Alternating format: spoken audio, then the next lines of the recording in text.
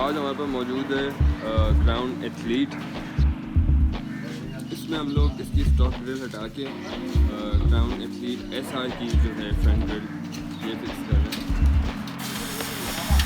Drills हमारी जो है वो थोड़ी ऑल्ट्रेशन मांगेगी और इसके साथ साथ ये फिटिंग, ये जो फ्रंट है ये इसकी अपनी ड्रिल है।